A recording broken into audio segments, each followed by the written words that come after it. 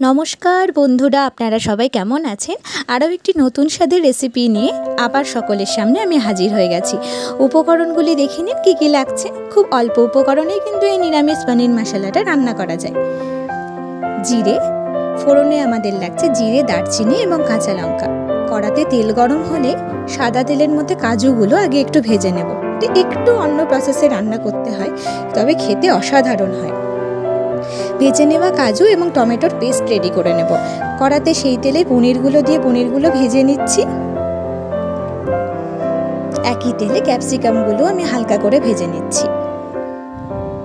ভেজে তুলে রাখার পর দারচিনি, জিরে, কাঁচা লঙ্কা এই সমস্ত কিছুই ফোড়নে দিয়ে দিলাম।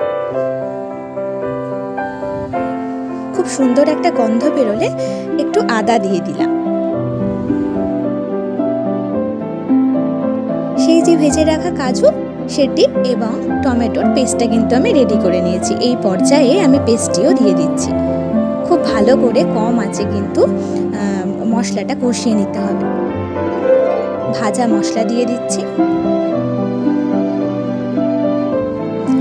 এবারে নুন, হলুদ, জিরে গুঁড়ো এবং ধনে গুঁড়ো আমি যোগ করছি। দেখুন মশলাটা কি সুন্দরভাবে কষে গেছে। আমি টক দই দিয়ে দিলাম, একটু স্বাদের জন্য চিনি এবং লবণ দিয়ে দিলাম। আবারও খুব ভালো করে মিশিয়ে নিচ্ছি মশলার সাথে। এবারে আমি দুটো কাঁচা লঙ্কা দিয়ে ক্যাপসিকাম এবং পনিরগুলো দিয়ে দিলাম। আমি একটু সুন্দরভাবে গুছিয়ে নিয়েছি, দেখতে কিন্তু খুব সুন্দর লাগছে, তাই না? এবারে আমি গরম জল দিয়ে দিলাম। নিরামিষ দিনে এই রান্নাটা করলে কিন্তু ভাতের সাথে আর কিছুরই প্রয়োজন পড়বে না। ঢাকা দিয়ে শাহি গরম মশলা এবং কাসৌরি মেথি দিয়ে নাড়িয়ে নিয়ে একটু ঢাকা দিয়ে রেখে নামিয়ে নিলেই কিন্তু রেডি হয়ে যাবে চটপট করে নিরামিষ দিনের এই পনির মশলা। আপনারা সকলে করে থাকবেন, ভালো থাকবেন, সুস্থ থাকবেন। সকলকে অনেক ধন্যবাদ।